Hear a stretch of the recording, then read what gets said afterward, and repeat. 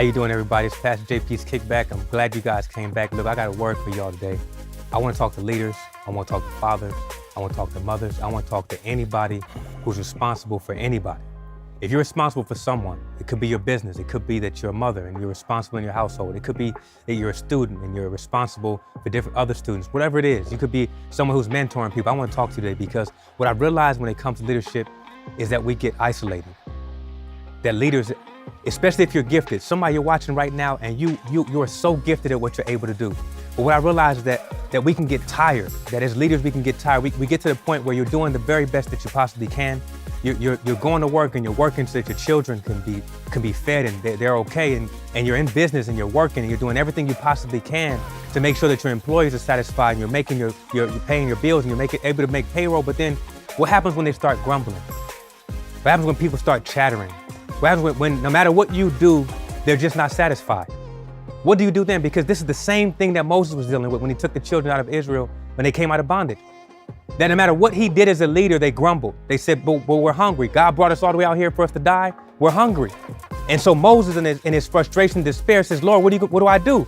And you all know God feeds them. Then after they're fed, then later on, they're like, Moses, we're thirsty. And if you're Moses, you're thinking, hey, I just gave you something to eat. Now you're still complaining. We've been there as leaders and fathers and mothers and parents. No matter what you do, you're doing the very best you can. But it seems like the harder you're working is the more frustration that you feel. The harder they're coming at you for more. You're doing everything you can to pour out, but nobody's pouring into you. And he goes and then they get something to drink. He says, strike the rock and you'll get something to drink. But then what happens when it's time for you as a leader to go to war, to take your family for it? Because that's what happened to Moses. Everybody was grumbling against him. Everybody was complaining. He was drained. He was stressed out. And then now it's time to do the real work. What about the real work? Who's on your team when it comes down to doing the real work? Because when it came down to the real fight, Moses couldn't do it by himself. How are you handling your fight? Because whatever fight this is that you're in is going to determine your future. It's going to determine where you go next. It's going to determine the next season of your life.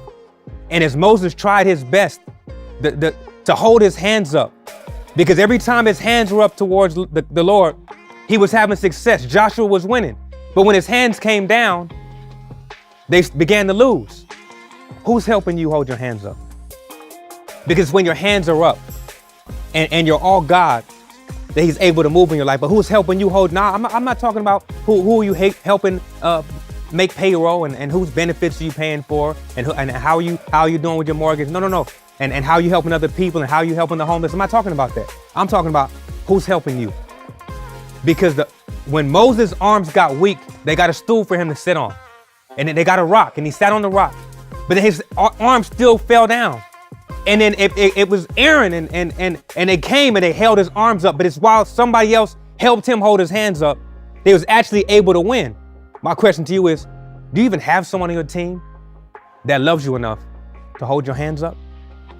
That when you have nothing else to give, when you've worked as hard as you possibly could work, get your phone out right now. Go through your list. Show me somebody on your phone that you know is going to help you hold your hands up. I got a better idea. Go on Instagram right now. You got a couple of followers. Tag 2. That's going to help you hold your hands up. Because some fights, some battles that you face in your life, you cannot become victorious by yourself. You need somebody else. You need somebody on your team to help you to win this fight. I'm watching you now as you're watching me, and you're always giving. You're always pouring out. You're always helping somebody accomplish their dreams, their goals. But who's going to help you hold your hands up so you can win the fight that you have to fight? I pray right now that if you don't have anyone on your team, that God will send you someone who loves you enough that'll help you to hold your hands up. Hold your hands up for your family. Hold your hand up for your job. Hold your hand up for your business. Hold your hand up for your dream. God, please send someone in their life that will love them enough to keep their hands up. Hey, thanks again for joining and tuning in, man. It's Pastor JP's Kickback. I hope you're inspired, and if you were, that means you're going to hit the like button, you're going to subscribe, and you're going to share it with somebody who hasn't heard it, because I know you got some cousins, you got some people DMing you who need a word other than the words they just DM'd you, so send them this, and we'll get them on track, all right? See you next time, Pastor JP's Kickback.